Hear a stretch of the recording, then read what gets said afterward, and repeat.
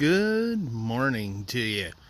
The sun is just starting to come up over the horizon, and we're heading out on the road.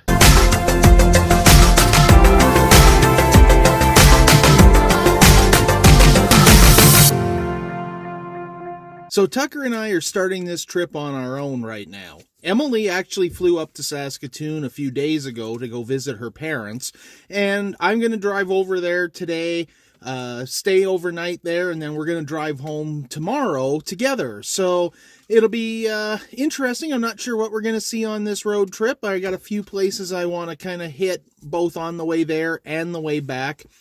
It's about 5:45 in the morning, so I had hoped to be on the road by about 5 a.m., so I'm about 45 minutes behind, but I don't really have a schedule set, so that's okay.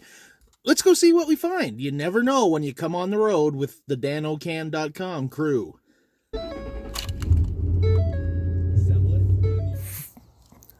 Our first stop of the day here in Drumheller, Alberta.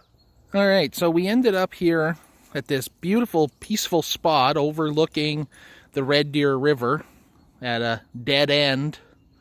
And you're probably wondering why I picked this stop to make my first break here on this road trip. It's because I need to fulfill my need to participate in another one of my weird hobbies, and that's hunting down survey markers. Now, not just any survey markers, but very specific survey markers. This is a geocaching sort of habit. It actually was a geocache at one time. It was called the Brass Cap Cache, and the cache owner, who was known by the nickname Out for the Hunt, would post the coordinates for different survey markers around the province of Alberta.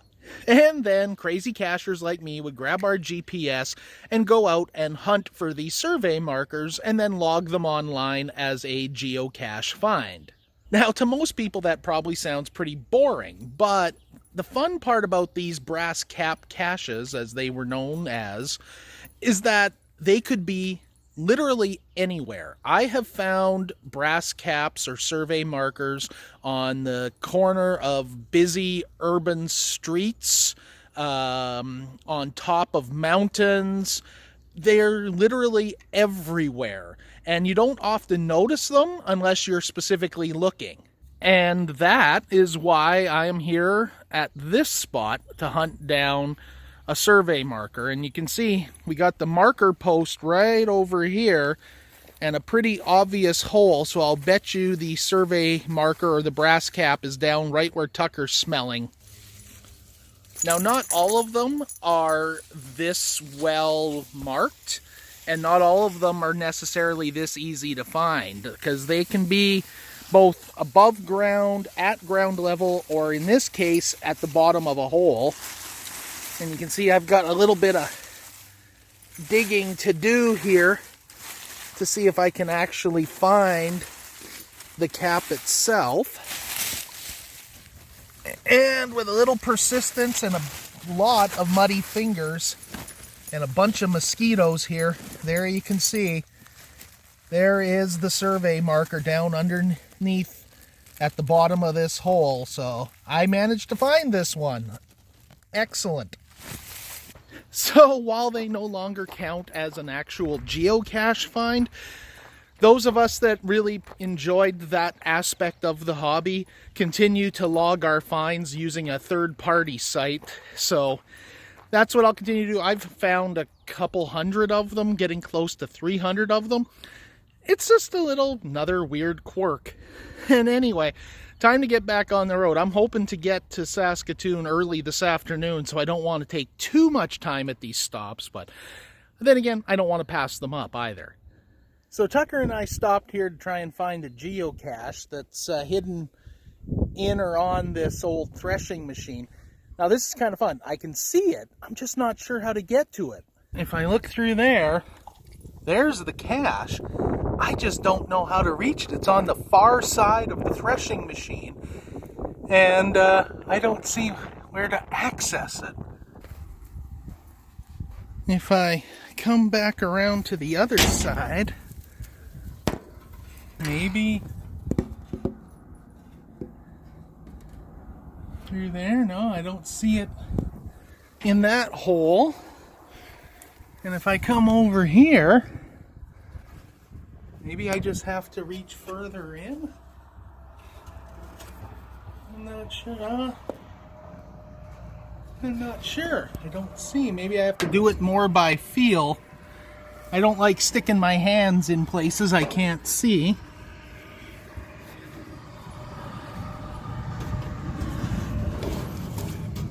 No such luck that way. At least I can't get my hand down there to feel anything.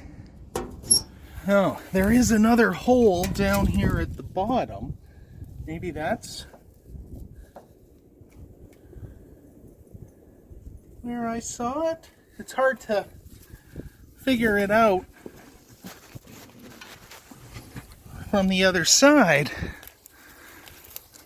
No, nothing. So I found a stick. I'm going to see if I can poke it in this hole and reach it that way. Okay, so after about, I don't want to say 10 minutes, but after a fair amount of trying to poke at it with the stick, I'm going to show you something here that's really got me embarrassed. Somebody's car alarm. There's a big flap here that lifts up. That's where it's hidden. I kind of thought it was funny. Nobody had mentioned in their logs about it being hard to retrieve, so spoiler alert. Welcome to Saskatchewan. Now, I kind of detoured a little bit south of Highway 9, and I am coming into Saskatchewan on Secondary Road 570. So there's no fancy Welcome to Saskatchewan sign or anything. There's just a grid road running north-south. And I'll show you another way you can always tell when you've crossed from Alberta into Saskatchewan. There is your dead giveaway. Where the pavement changes, that's your border. Because you can tell, the governments of the two provinces never want to go any further into the other province when it comes to doing road maintenance. So, right there, there's your border. Welcome to Saskatchewan. Indication that we are on a major geographical kind of point or whatnot. We got 3 border markers. There's one there, there's one there, and then there's one off in the distance there. So there's lots of survey points here. This here is the first range road in Saskatchewan that's running north-south.